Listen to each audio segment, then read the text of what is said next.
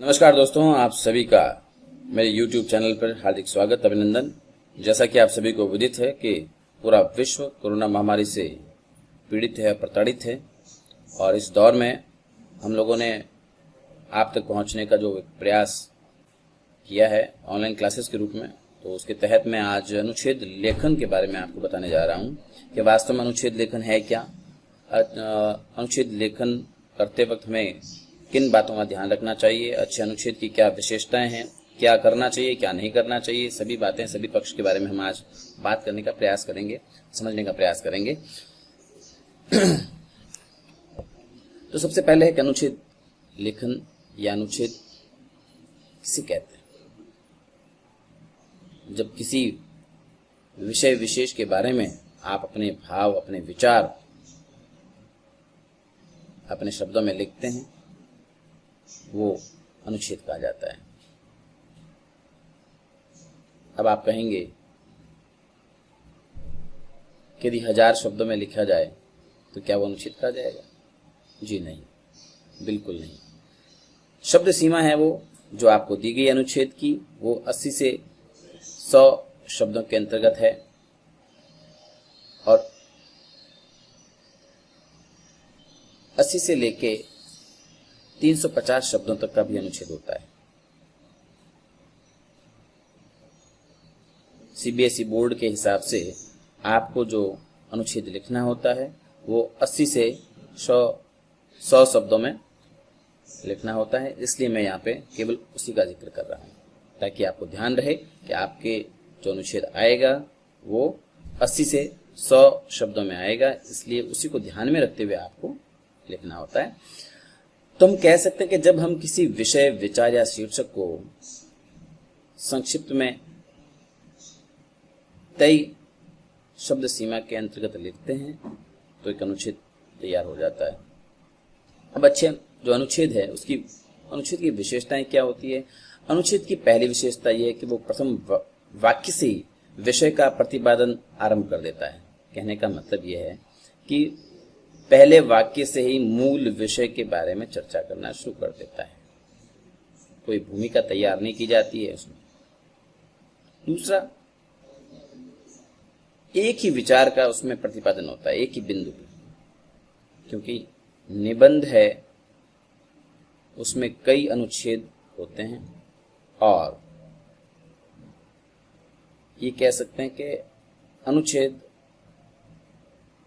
कई मिलकर एक निबंध बनाते हैं, कई अनुच्छेद मिलकर एक निबंध बनाते हैं। तो अनुच्छेद जो है वो एक ही वैचारिक बिंदु का प्रतिपादन करता है। अनुच्छेद में लेखक मूल विषय के साथ ही जुड़ा रहता है और संक्षेप में अपनी बात प्रस्तुत करता है। बात को बड़ा चढ़ा कर नहीं कहा जाता है, बात को बहुत संक्षिप्त तरीके से रखा जाता है ताकि शब्द सीमा है वो उससे इतर ना जाए। अनुच्छेद लेखन में आत्मकथात्मक शैली का प्रयोग किया जा सकता है। आपके व्यक्तिगत जो निजी अनुभव है यदि उस विषय से संबंधित हैं तो आप अपने अनुच्छेद में वो भी शामिल कर सकते हैं। अनुच्छेद लेखन में किसी भी काल का प्रयोग किया जा सकता है। कोई भी काल में आप अपने वाक्य है वो रख सकते हैं, कोई भी काल की जो बात है वो आप रख सकते हैं उसके अंदर। ठीक है, अनुच्छेद एक ही पैराग्राफ में लिखा जाना चाहिए। ये विशेष रूप से ध्यान रखने की बात है कि अनुच्छेद को हमेशा एक ही पैराग्राफ में लिखने का प्रयास करना चाहिए। अब अच्छा, अनुच्छेद लेखन की जो विधि क्या है और उसमें क्या कौन कौन सी ऐसी बातें हैं जिनका हमें विशेष ध्यान रखना चाहिए। सबसे पहले तो विषय का जो चुनाव है वो इस प्रकार से होना चाहिए कि आप उस विषय से संबंधित जो आपके विचार है उनको संक्षिप्त तरीके से दी गई शब्द सीमा के अंतर्गत कर सकें और सहज रूप से आप उसके बारे में लिख सकें। पहली बात जो चिंतन मनन के अंतर्गत शामिल है। दूसरा, चिंतन मनन के अंतर्गत एक और बात कहना चाहूंगा कि चुने हुए विषय पर थोड़ा चिंतन मनन करना चाहिए कि हमने जो विषय लिया है उस विषय के बारे में हमें क्या क्या लिखना है, उसका मूल भाव क्या है। तो यदि आपको ये पता है कि उसका मूल भाव क्या है तो आप सहज तरीके से अपने विचार लिख सकते हैं। इसके बाद में दूसरा बिंदु है रूपरेखा। आपने विषय का चुनाव कर लिया, आपने उसके मूल भाव को समझ लिया, उसके बाद में आपको रूपरेखा बनानी चाहिए कि आप किस प्रकार से विचारों को, उनका संयोजन करना है, किस प्रकार से विचारों को जोड़ना है, क्योंकि उस बिंदु से संबंधित कई विचार आप लिखेंगे तो उसकी जो सीमा है, उसका भी जो बाउंड्रीज हैं वो आपको तय करनी है कि आपको क्या क्या उसमें शामिल करना है। तो हम कह सकते हैं मूल भाव से संबंधित विविध आयामों के बारे में सोचकर एक रूपरेखा बना लेनी चाहिए जिससे विषय का विस्तार किया जा सके। उसके बाद में अगला बिंदु है क्रमबद्धता।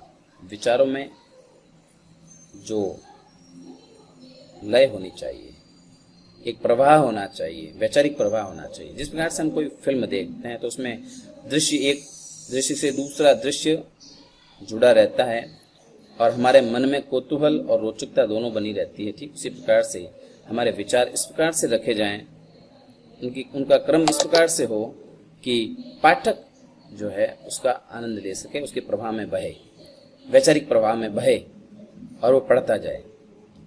तो क्रमबद्धता होनी चाहिए। पुनरावर्ती दोष नहीं होना चाहिए। आपके विचार, आपने एक बिंदु पर अनुच्छेद लिखना शुरू किया, विषय पर अनुच्छेद लिखना शुरू किया, उसके अंतर्गत कोई भी बात की पुनरावृत्ति, कोई भी बिंदु की पुनरावृत्ति नहीं होनी चाहिए।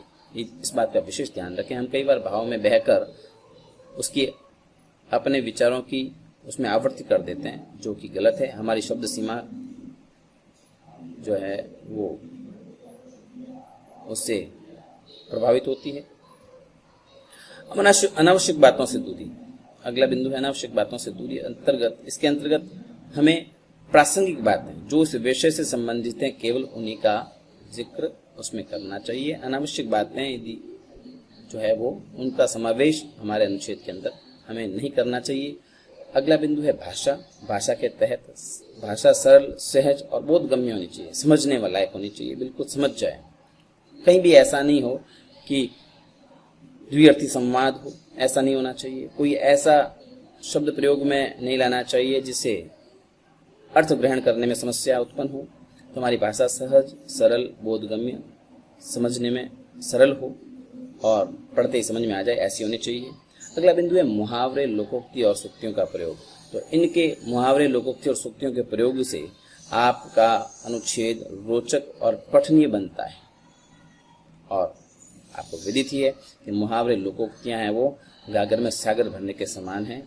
बहुत बड़ी लंबी बात को भी संक्षिप्त में कहने की क्षमता है उनके अंदर, इसलिए इनका प्रयोग करना चाहिए।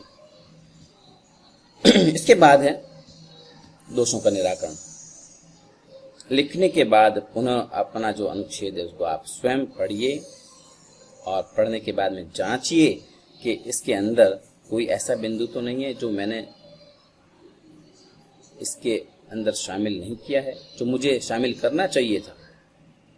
कहीं अनुच्छेद में वैचारिक बिखराव तो नहीं है, या कहीं अनुच्छेद में ऐसी बात तो नहीं लिखी कि हमने शुरुआत में उसके समर्थन में लिखा और अंत में उसके विपक्ष में लिख दिया। कोई ऐसी बात जो उल्टी लिख दी हो। एक ही अनुच्छेद में सकारात्मक और नकारात्मक बातों का समावेश नहीं होना चाहिए। कि अनुच्छेद में विरोधी बातें, कहने का मतलब विरोधी बातें आ गई हो गलती से, तो वो नहीं आ रही हो, इस बात का विशेष ध्यान रखें। उसके बाद में भाषाई कौशल के अंतर्गत हमें विराम चिन्ह, वर्तनी, वाक्य रचना, शब्द प्रयोग आदि की दृष्टि से हमें अपना अनुच्छेद जांच लेना चाहिए। यदि कहीं भी कोई त्रुटि है तो उसको ठीक करने का प्रयास करना चाहिए। और कोई भी संशोधन करने लायक आपको लगता है कि इसमें ये संशोधन हो सकता है तो वो संशोधन भी हमें करना चाहिए। अब अच्छे अनुच्छेद की विशेषताएं क्या है, जो मैंने आपको बताया कि क्या क्या होना चाहिए वही विशेषताएं हैं, लेकिन मैं वापस इसका रिवीजन कर देता हूँ, पुनरावृत्ति कर देता हूँ। सबसे पहले तो पूर्णता। जिस विषय से संबंधित आप विचार लिख रहे हो वो आपके पूर्ण होने चाहिए। आपने सभी उसमें जो पक्ष हैं उससे संबंधित सभी जो पक्ष हैं विषय से संबंधित उनका समावेश हो, और विषय सीमित आयामों वाला हो। ऐसा विषय जिसको आराम से आप संक्षिप्त कर सकें, और विशेष रूप से संक्षिप्तीकरण का ध्यान आप रखें। अपने शब्द सीमा है उसका ध्यान रखें। क्रमबद्धता और तर्क संगत होनी चाहिए। अगला बिंदु है क्रमबद्धता। जो वैचारिक प्रवाह है वो क्रमबद्ध होना चाहिए। ऐसा नहीं हो कि एक वाक्य कुछ और बात कर रहा है, उसके तुरंत बाद दूसरा वाक्य किसी और दृष्टिकोण या किसी और दिशा के बारे में जा रहा है। तो ये ध्यान रखें इस बात को कि विचार है बिल्कुल क्रमबद्ध होने चाहिए और साथ में तर्क संगत होने चाहिए, अतार्किक बातें ना हो। अनुच्छेद के लिए आवश्यक है कि सुगठित हो, उसमें विचारों और तर्कों का ऐसा क्रम हो कि वाक्य एक दूसरे से जुड़ते चले जाए और विषय को विकसित करे, विषय को आगे बढ़ाए, विषय के बारे में विस्तार से चर्चा करे। विषय केंद्रिता, अगला बिंदु है विषय केंद्रिता। अनुच्छेद के आरंभ से अंत तक उसका एक सूत्र में बंधा होना परमावश्यक है। अनुच्छेद मूल विषय से इस प्रकार बंधा होना चाहिए कि पूरे अनुच्छेद को पढ़ने के बाद पाठक सारांश में उसके शीर्षक को नितांत संगत एवं उपयुक्त माने। उसको ये लगना चाहिए कि वास्तव में जो उपयुक्त जो विषय है बिल्कुल प्रासंगिक है, ठीक है।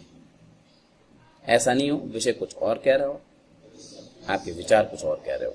अगला है गागर में सागर भरने का प्रयास। मैंने आपको पहले ही बताया था कि सीमित शब्दों में यथासंभव पूरी बात कहने का प्रयास रहता है और वो केवल उसी को बोलते हैं गागर में सागर भरना। अनुच्छेद में अनावश्यक बातें न करके हम केवल विषय से संबंध रखने वाली सभी बातें उनका समावेश करें और वो भी संक्षिप्त में करें, इस प्रकार से करें कि कई बातें आ जाए, उसके अंदर शामिल हो जाए। तो मुख्य रूप से यही चीजें हैं और इसमें हम भाषा शैली ले सकते हैं। भाषा शैली सरल, सरस, सुबोध, सुगम्य होनी चाहिए। लोकोक्ति, मुहावरे, सूक्तियों का प्रयोग होना चाहिए। भाषा में रोचकता होनी चाहिए और भाषा में एक लय होनी चाहिए। ठीक है। उसके बाद में शब्द सीमा का ध्यान रखें, विशेष रूप से 80 से 100 शब्द दिए हैं तो उसका पालन करें। जो भी शब्द सीमा आपको दी गई है उस शब्द सीमा का विशेष रूप से पालन करें। और ये मुख्य बातें हैं अनुच्छेद से संबंधित जिनका आपको विशेष रूप से ख्याल रखना है, ध्यान रखना है। यदि आप इन बातों का ध्यान और ख्याल रखते हो तो आप बेहतरीन अनुच्छेद लिख सकते हो। और बाकी तो जितना प्रयास करोगे उतना निखार आएगा। करत करत अभ्यास के जड़मत होत सुजान, रसरी आवत जात सी सिल पर परत निशान। जितना प्रयास करोगे आपके प्रयास आपको आगे लेके जाएंगे। आप इन बातों का विशेष रूप से ध्यान रखें अनुच्छेद लेखन में और ये आपके लिए बहुत सहायक होगा। मैं उम्मीद करता हूँ ये वीडियो आपको समझ में आ गया होगा। अनुच्छेद से संबंधित कई चीज़ें आपको क्लियर हो गई होंगी और आप घर पे बैठकर इसका अभ्यास कीजिएगा। कोई भी विषय लीजिए और उस विषय से संबंधित अपने विचार लिखिए। एक और बात, अनुच्छेद लेखन के लिए आवश्यक है कि आप अनुच्छेद पढ़ें भी। पढ़ना भी उतना आवश्यक है क्योंकि जब तक आपका सोच का नजरिया, आपकी तर्क क्षमता का विकास नहीं होगा। तर्क क्षमता का विकास होना आवश्यक है। जब आपकी तार्किक क्षमता बढ़ेगी तो आपके अंदर अलग अलग दृष्टिकोण से विभिन्न प्रकार के आयाम हैं, वो उस विचार से संबंधित, उस विषय से संबंधित जगेंगे और आप उनको अच्छे से लिख पाएंगे। मेरे चैनल को लाइक करिए, शेयर करिए। धन्यवाद।